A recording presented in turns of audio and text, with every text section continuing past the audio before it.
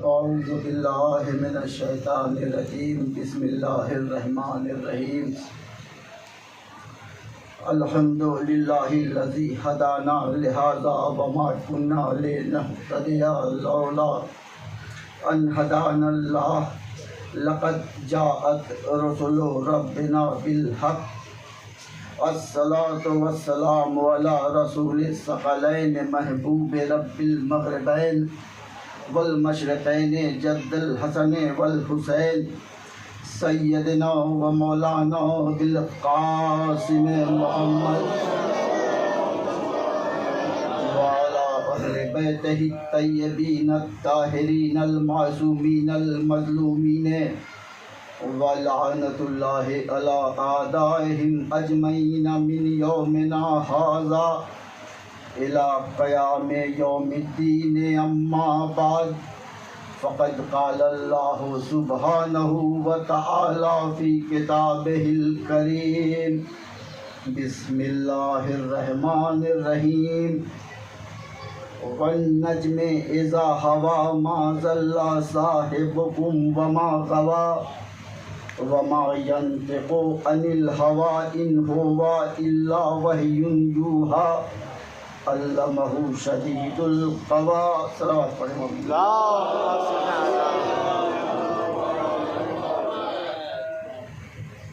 बुजुर्गान अजीज़, अज़ादारान मज़लूम Karbala, Quran मजीद की जिन आयात की तिलावत करने का शरफ़ हासिल किया है, ये कलाम इलाही के 53वें सूरे यानी सूरह वन नज्म की इब्तिदाई 5 आयत हैं, जिनके ज़रिए कायनात का परवरदिगार वही इलाही और तहफ़्फ़ुज़ रिसालत के उन्वान पर गुफ्तगू कर रहा है। मुसलसल और पैहम आयात इलाही की बुनियाद पर और कलाम इलाही के हवाले से आपकी खिदमत में यही गुजारिश जारी रहेगी कि अज़मत रसूल क्या है, अज़मत आले रसूल क्या है और वही इलाही ने इनकी फजीलत को क्या तहफ़्फ़ुज़ दिया। कलाम इलाही की बुनियाद पर रसूल आले रसूल की फजीलतें किस तरह इस्तवार हैं और इनके मनाक़िब व मदारिज, मनसब, उहदा, दर्जा, मकाम, रिफ़त, शान व शौकत किस उन्वान से पेश नज़र की जा सकती है। हर ज़बान के अपने आदाब होते हैं, तहज़ीबें होती हैं, कवायद होते हैं, ग्रामर होते हैं, सलीक़े होते हैं, नज़ाकतें होती हैं और बारीकियाँ होती हैं। अरबी ज़बान भी एक कदीम, अहम, मुसलसल, मजबूत, मुस्तहकम, अजीम और कायम व दायम ज़बान है। आप जैसे पढ़े लिखे अफराद की खिदमत में और बुलंद पाया साहिबान अज़हान की खिदमत में दलील इस हवाले से पेश करना कि अरबी ज़बान बड़ी अहम है। अरबी ज़बान की अज़मत व अहमियत के लिए इतना ही समझ लेना काफ़ी है कि क़यामत तक का रहने वाला कानून इलाही कुरान मजीद खुद इसी ज़बान में है। ये ज़बान अल्लाह की ज़बान है, ये ज़बान रसूल अल्लाह की ज़बान है, ये ज़बान आले रसूल की ज़बान है, ये ज़बान अहले बैत की ज़बान है और इस ज़बान की गहराई, गिराई, वुसअत, लामहदूदियत, पाकीज़गी और तहारत कितनी अजीम है और कितनी बावकार है, इसको ज़हन इंसानी दर्क नहीं कर सकता, इसको फ़िक्र बशर छू नहीं सकती। अरबी ज़बान में कोई हरफ, कोई हरकत, कोई तशदीद, कोई मद, कोई पेश, कोई सुकून, कोई जज्म ऐसा नहीं है कि जिसकी बुनियाद में कोई पैगाम, कोई मैसेज, कोई प्याम न हो। जिसके दामन में कोई अहम बात न हो। अरबी ज़बान का कमाल ये भी है कि वहाँ अल्फाज कम होते हैं और मानियों मतालिब का समंदर बहा दिया जाता है। ये अरबी का कमाल है। सलावत पढ़े मोमिन।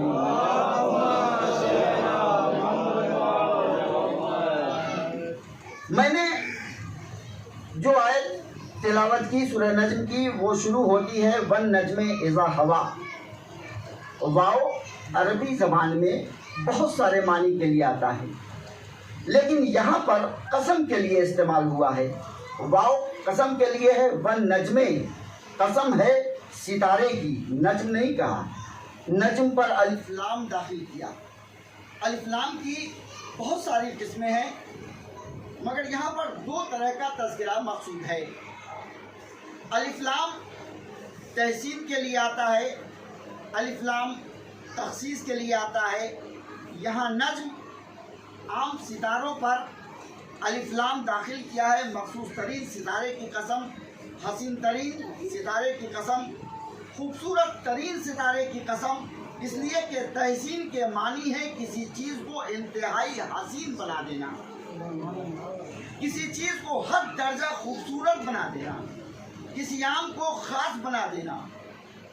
तो अल्लाह कह रहा है वन नज्मे इज़ा हवा, मखसूस तरीन सितारे की कसम, खूबसूरत तरीन सितारे की कसम, हसीन तरीन सितारे की कसम।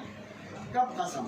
जब आसमान पर था तब, जब खुलाओं में था तब, जब फिजाओं में था तब, जब घटाओं में था तब नहीं, जब बुलंदियों पर था तब नहीं।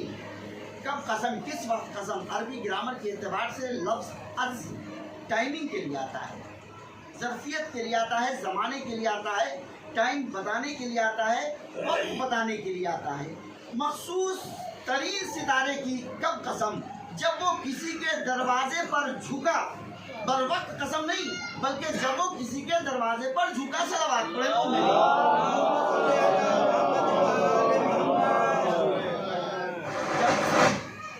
जब सितारों के साथ था, कवाकब के साथ था, सैयारों के साथ था, जब आसमान की बुलंदियों पर था, तब लायक कसम नहीं जाना। उस वक्त निगाह कुदरत ने खूबसूरत नहीं जाना, और उस वक्त चश्मे खालिक में मखसूस नहीं था सितारा।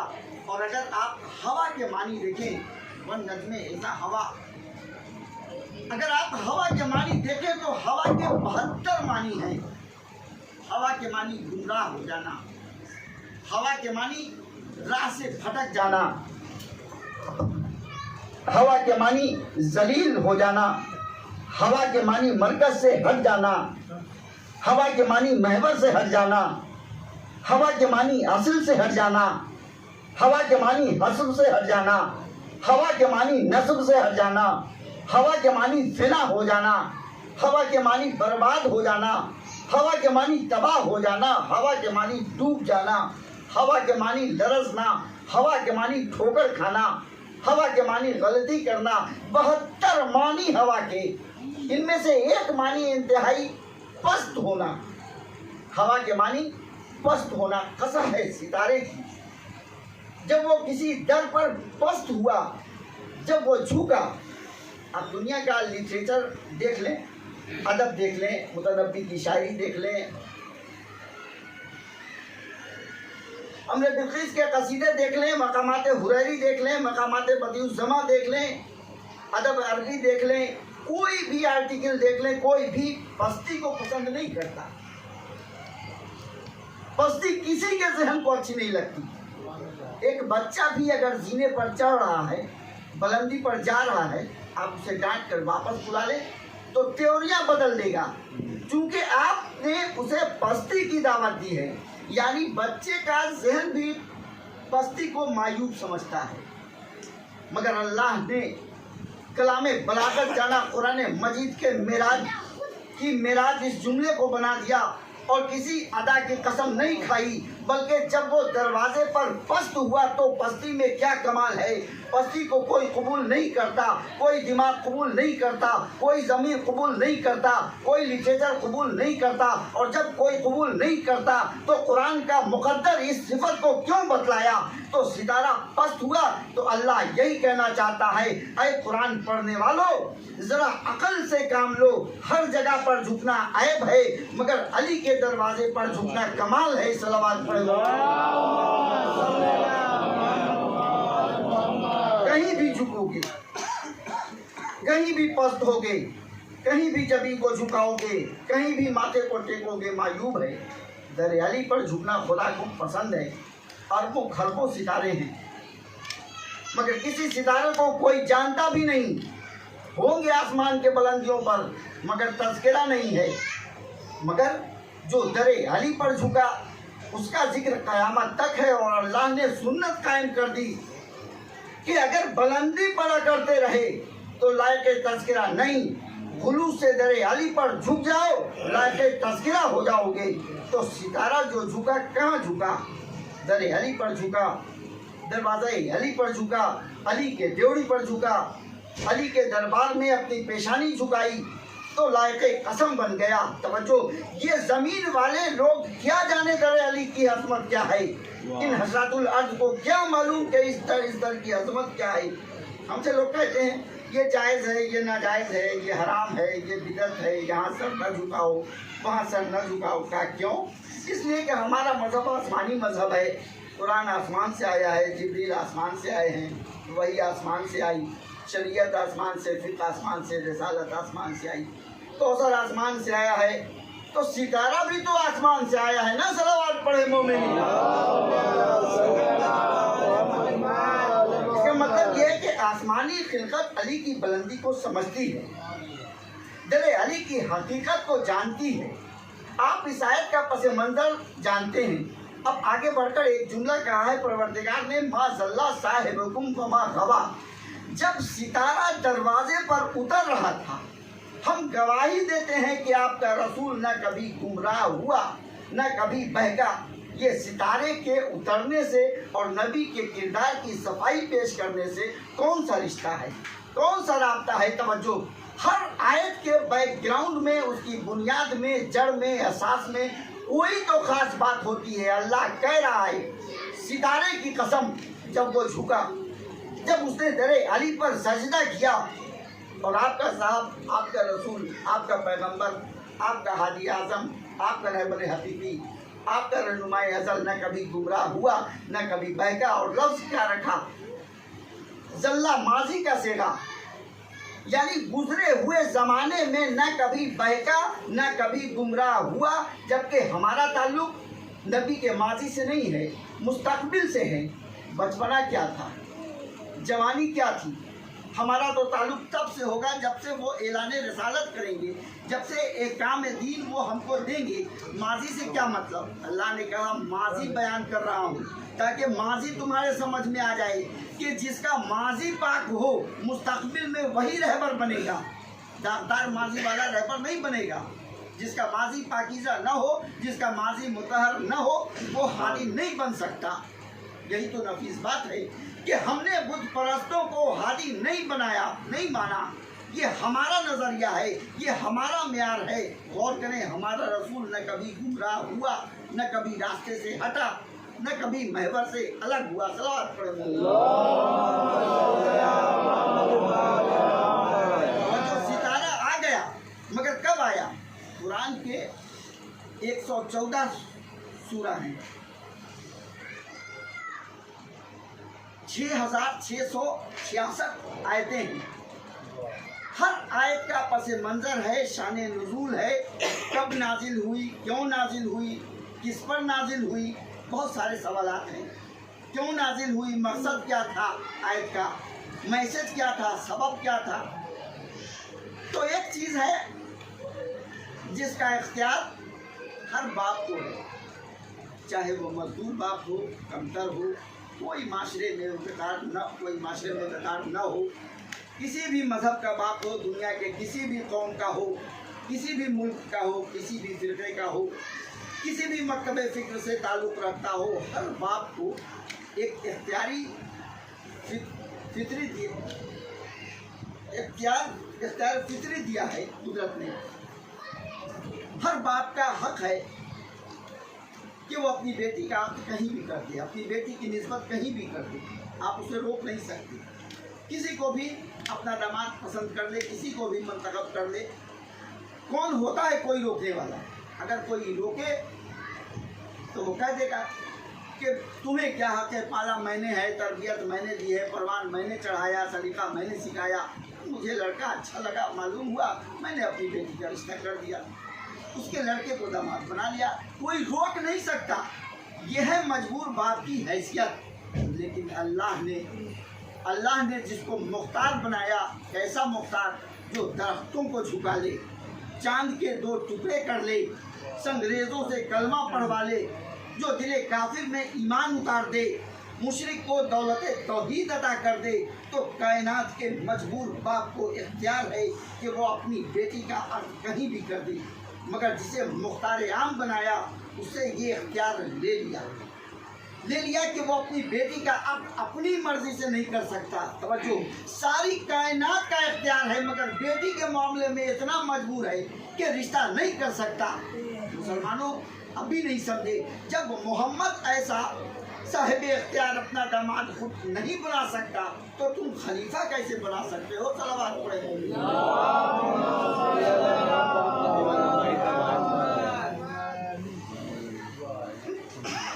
परवरदिगार आलम फरमाने का है, हम पैगंबर आप खुल्क़ अजीम पर फायज हैं। चूँकि खुल्क़ अजीम थे और अल्लाह ने आबरूए रिसालत बनाकर एक बेटी दी थी। आबरूए रिसालत, जाने शरीयत, इज़्ज़त रिसालत, उम्मे अबीहा, सिद्दीक़ा, कुबरा, बुतूल, ताहिरा, ज़कैया, उम्मे इमामत, मरकज़ शफ़ाअत, सबसे अजीम ज़ात गिरामी फ़ातिमा ज़हरा शहज़ादी आलियान।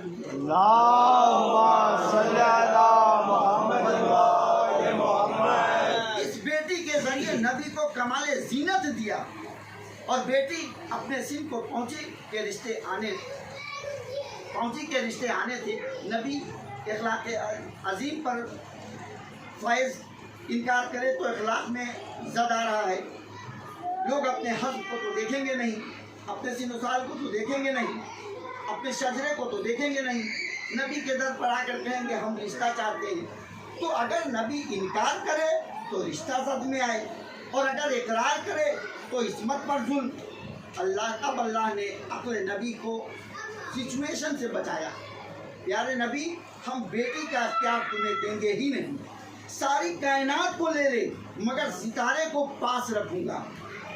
लिहाजा परवरदिगार अपने महबूब से फरमाता है, लोग जब तुझे परेशान करेंगे, जहमत में डालेंगे, रिश्ता चाहिए, तो मुस्कुरा कर कह देना कि जिसके घर सितारा आ जाए, ताकि खुल्क भी बच जाए, इस्मत भी महफूज रहे, शाम को जिसके घर सितारा आ जाए उससे फातिमा का अब्द होगा।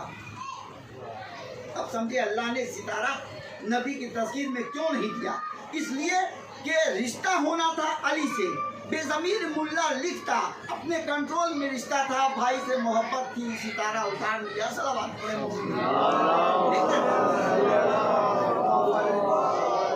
सारी कायनात नबी के कदमों में उंडेल कर ये सितारे को अपने पास रखना क्या मतलब? साहिबान अक़्ल के लिए इसमें निशानी क्या है?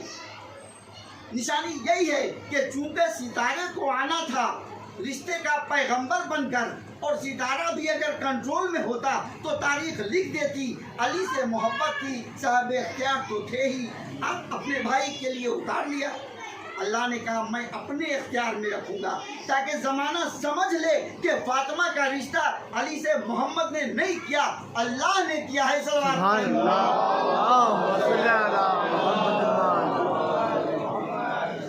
यह है मंजिल। सितारा झुके, सितारा अपनी तकदीर बनाए, अपना मुकद्दर बनाए, अपनी किस्मत चमकाए। सूरत को वो बेकार हासिल नहीं है, सूरत को वो इज्जत हासिल नहीं है जो इस सितारे को है। और अगर इस तरह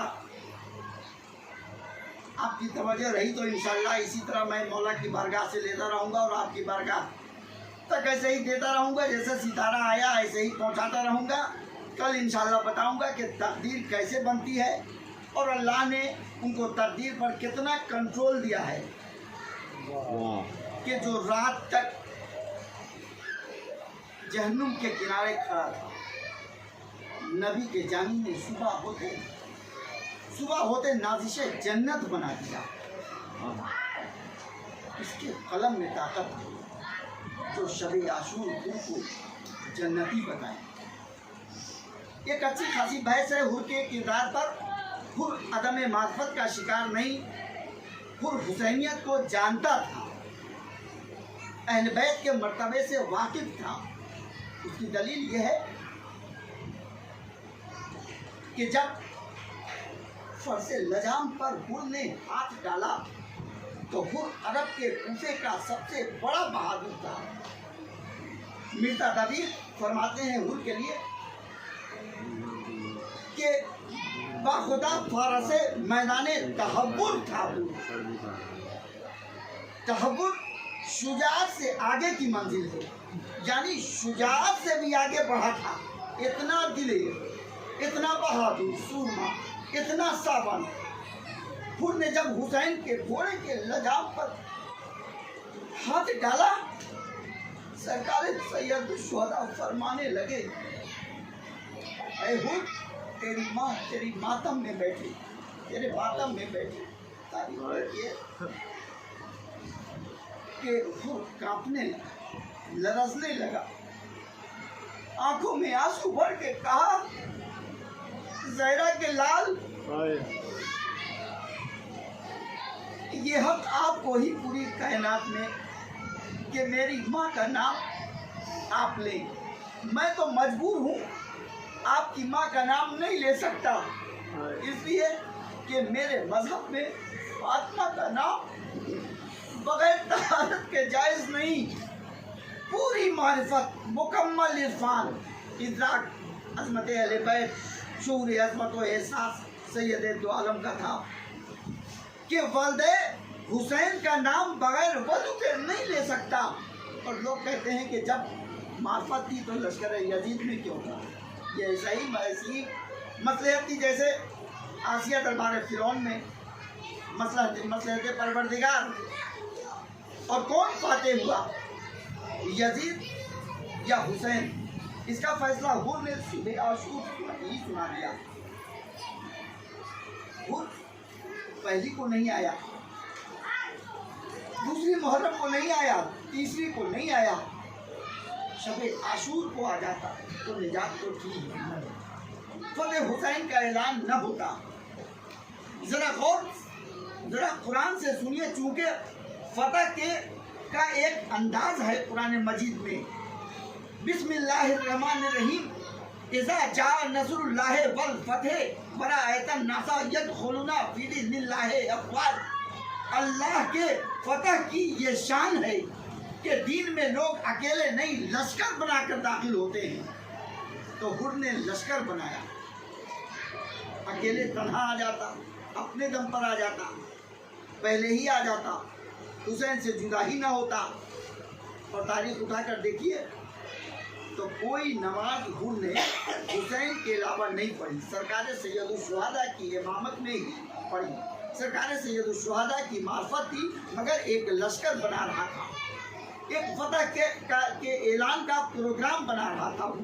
और शबे आशूर उसने जो इदराक किया, जो हम क्या सोच सकते हैं। शबे आशूर क़यामत की रात, जहाँ दाना डालो तो भून जाए, पानी किसी ज़र्फ़ में रखो तो उबलने लगे, दर्जे हरारत कितना बढ़ा हुआ था। वहाँ पर शबे आशूर ने जब अपनी ज़मीर को हुसैन की तरफ महमेज किया तो माहिए बेआब की तरह तड़प रहा था। गुलाम की नज़र पड़ी, गुलाम पानी लेकर आया। शायद आका को शिद्दत प्यास की वजह से ये कैफियत लाहक है। आया, पानी लेकर पानी पेश किया, आंखों में लाल डोरे उभर आए। फैज़ आप घोड़े पर हाथ मारा, प्याला जमीन पर गिरा। जमीन इतनी शिद्दत से तप रही थी कि पानी खाक पर गिरते ही धुएं की तरह उड़ते हुए नजर आया। हुर का गुलाम कांपता हुआ हुर के भाई के पास आया। कहा कि आका का अजब हाल है। हुर का भाई आया, कहा भैया ये गुलाम पर क्या कैफियत तारी है, आप गजबनाक हुए हैं। कहा भाई मैं तो यही चाहता था कि तू मेरे पास आ। अभी थोड़ी देर बातों में गुजरी थी कि बेटा भी आया। हुर ने बेटे और भाई के बाजू को संभाला, जरा मेरे साथ खेमे तक आओ। बैरून खेमा आ गए। हुर ने कहा कोई आवाज आ रही है? नहीं भैया, नहीं आका, नहीं बाबा। हुर ने बारगाह एहदियत पे दिल को हाजिर किया। कहा परवरदिगार मेरी मेहनत को स्वागत कर दे। उधर हवा के दोष पर सफर करती हुई आवाज आई। इधर हुर के भाई ने कहा ये कैसी आवाज है, ये मेरे दिल को मजरूह किए दे रही है, मेरा कलेजा फटा जा रहा है। चलो भैया यहाँ से कहा क्या सुना? भैया बच्चों की आवाज आ रही है, तड़प के कह रहे हैं अलतश हाय प्यास, हाय प्यास। हुर कहते हैं जानते हो भाई ये कौन है? जानते हो भाई ये कौन है? कहा नहीं। कहा ये ज़ुर्रियत ज़हरा है, नबी की औलाद है, ये अतफाले रसूल है, ये अली के लफ्ते जिगर हैं, मेरी वजह से प्यासे हैं। फौरन भाई ने कहा मैं तो उधर ही जा रहा हूँ। कदम बोसी के लिए हुर का बेटा, हुर का भाई, हुर का गुलाम और हुर चले। इधर हुसैन ने नमाज सुबह तमाम किया और वजीफे से फारिग होकर बनी हाशिम की तरफ कहा अली अकबर, अब्बास और जवान खड़े हो गए। लब्बैक या सैयदा, क्या हुक्म है आका? चलो मेरा मेहमान आ रहा है, इस्तेमाल के लिए बढ़ो। उधर से हुर चले। हिदायत की गुलाम को भाई को बेटे को कि हुसैन जब खैमे से बरामद हो ना तो मुझे बताते रहना। अपने भाई से कहा उनके भाई पर कुर्बान हो जाना, तो गुलाम से कहा उनके गुलाम पर कुर्बान हो जाना। थोड़ा बढ़े, एक नारे तकबीर बुलंद हुई। कहा कौन है? कहा गुलाम जॉन है। कहा गुलाम से कि तू उन पर कुर्बान हो जा। थोड़ा आगे बढ़े, चंद लम्हा और गुजरे, फिर नारे तकबीर बुलंद हुआ। कहा अब कौन आया? कहा उम्मुल बनीन का लाल, हमारे बनी हाशिम अब्बास आए। अरे कहा भैया कुर्बान हो जा, जाकर अब्बास के कदमों पर अपने को गिरा दे। थोड़ी देर और गुजरी, एक नारे तकबीर की सदा गूंजी। कहा अब कौन आ रहा है? कहा हम शक्ल पैगंबर है। कहा मेरे लाल हुसैन के बेटे के कदमों पर हम शक्ल पैगंबर पर उनको कुर्बान कर दे। हुर के बेटे का सिन 18 बरस है, नाम भी अली है। सब चले गए, हुर अकेले रह गए। घोड़े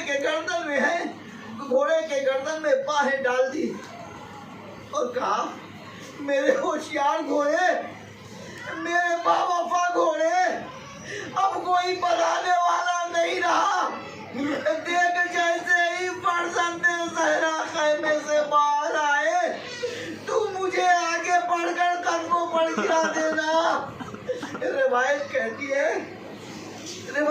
है हुसैन जब खैमे से बरामद हुए ना तो घोड़ा दौड़ा, अपनी घुटनियों को टेका और हुर के कदमों पर गिरा दिया। इमाम हुसैन ने हुर के बाजू को पकड़ा, उठाया, सीने से लगाया, पेशानी का बोसा दिया और कहा भैया हुर, अरे मेरे भाई नेदामत की हद होती है।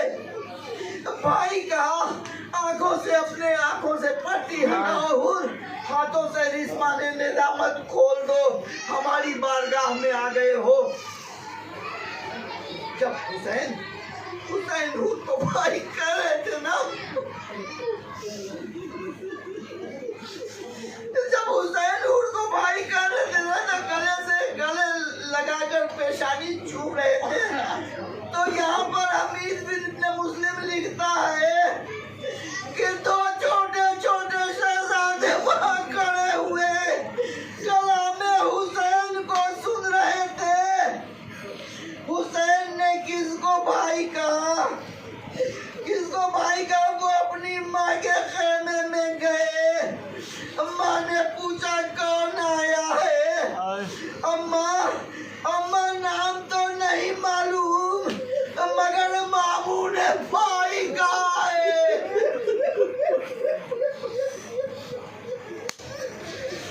मामू ने भाई कहा है। अब हुर ने हाथों को जोड़ा, हुसैन के कदमों को चूमा और कहा है मौला, कायनात का सबसे बड़ा गुनहगार हूँ मैं।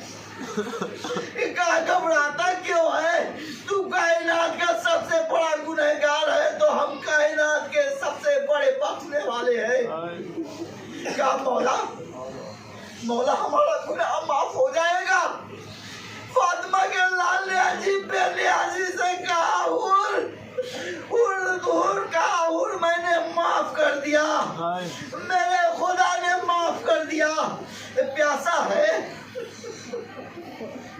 मजलूम है, गरीब है, बेसहारा है, मगर इख्तियार तो देखा, हमने माफ कर दिया, हमारे खुदा ने माफ कर दिया। तो बस यहाँ से मार्फत की मिकदार जो हुर के जहन में रासिक है। जब हुसैन ने ये दिया, जब जमाना ने फातिमा के लाल ने निजात का परवाना दिया, मगर जब हुसैन ने कहा कि मैंने माफ किया, मेरे खुदा ने माफ किया, रिवायत कहती है कि हुर आंसुओं से रोने लगा, रेत जमा करके बैठ गए। करीब था कि गश आ जाता। हुसैन ने कहा हुर तेरा सोना समझ में नहीं आता, तेरा रोना समझ में नहीं आता। मैंने और मेरे खुदा ने माफ किया। ये कहा मौला इसीलिए तो रो रहा हूँ, इसलिए तो रो रहा हूँ। कहा मौला मैं सिर्फ और सिर्फ आपका और आपके खुदा का ही गुनाहगार नहीं था,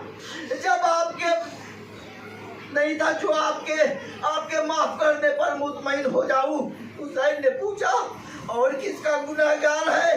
कहा मौला जब आपके घोड़े की लगाम पर मैंने हाथ डाला था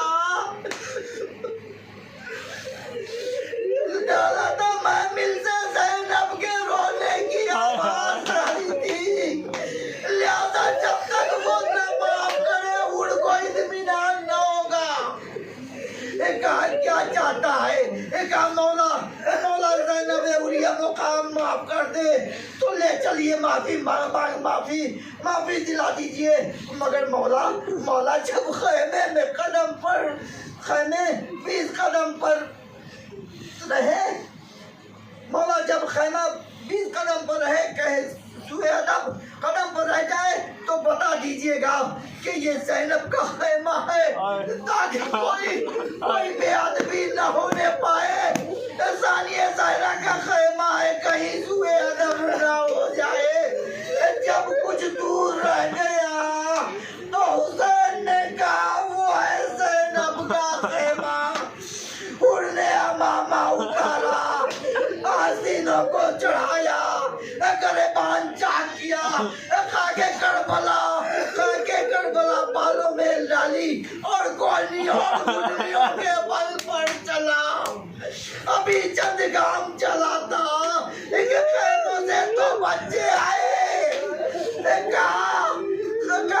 कहा मामू रम्मा ने सलाम कहलाया है। रुक गया कहा मौला ये बच्चे किसके हैं? कहा जिससे माफी मांगने जा रहा है मदीने का रुख किया। कहा या रसूल अल्लाह आपकी हाल पर ये वक्त आ गया कि ज़ैनब सानिए ज़हरा हम गरीबों को सलाम करें।